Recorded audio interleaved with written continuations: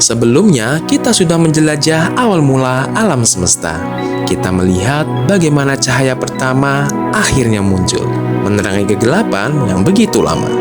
Tapi, pernahkah kamu bertanya, bagaimana dari cahaya itu bisa terbentuk bintang, galaksi, hingga akhirnya matahari dan tempat kita tinggal hari ini? Para ilmuwan hari ini hanya bisa mengamati sebagian dari alam semesta.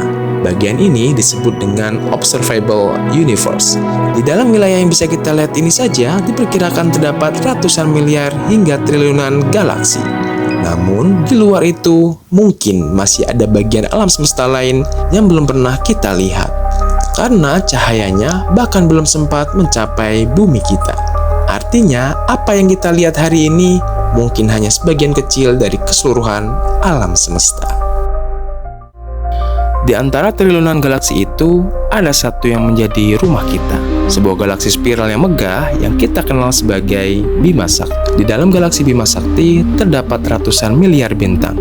Banyak di antaranya memiliki sistemnya sendiri, planet-planet yang mengorbit di sekitarnya. Artinya, bintang seperti matahari kita jumlahnya miliaran. Namun, di antara miliaran itu ada satu yang menjadi pusat kehidupan kita, yaitu matahari. Sekitar 4,6 miliar tahun yang lalu, sebuah awan gas dan debu runtuh, memadat dan memanas. Hingga akhirnya reaksi nuklir menyala di pusatnya, dan lahirlah matahari. Sisa material di sekitarnya membentuk piringan yang terus berputar. Dari tabrakan dan penggabungan partikel, terbentuklah planet-planet, dan akhirnya lahirlah sistem yang kita kenal sebagai tata surya. Tata surya adalah sistem yang terdiri dari matahari dan semua objek yang terikat oleh gravitasinya. Di dalamnya terdapat 8 planet utama: Merkurius, Venus, Bumi, Mars, Jupiter, Saturnus, Uranus, dan Neptunus. Selain itu, ada asteroid, komet, dan berbagai objek kecil lainnya yang terus bergerak mengelilingi matahari. Di antara Mars dan Jupiter terdapat sabuk asteroid. Lebih jauh lagi, ada wilayah bernama sabuk Kuiper, dan di bagian terluar terdapat awan raksasa yang disebut dengan awan Oort. Semua ini terbentuk melalui proses panjang yang dikenal sebagai teori nebula. Dari awan gas menjadi piringan, hingga akhirnya menjadi sistem planet yang stabil. Dan menariknya, tata surya kita masih menyimpan banyak cerita unik. Salah satunya tentang Pluto.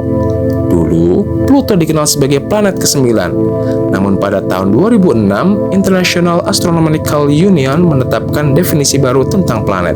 Pluto tidak memenuhi kriteria tersebut. Dan bukan hanya itu, lebih dari 99% masa di tata surya sebenarnya berada di matahari. Satu hari di Venus lebih lama daripada 1 tahun di Venus. Dan di Jupiter terdapat badai raksasa yang telah berlangsung selama ratusan tahun. Semua ini menunjukkan bahwa bahkan di dalam sistem kecil kita, alam semesta masih penuh dengan keajaiban. Di tengah luasnya alam semesta, di dalam galaksi Bima Sakti, di antara miliaran bintang, kita berada di satu titik kecil yang kita sebut rumah. Namun, rumah ini tidak selalu seperti sekarang.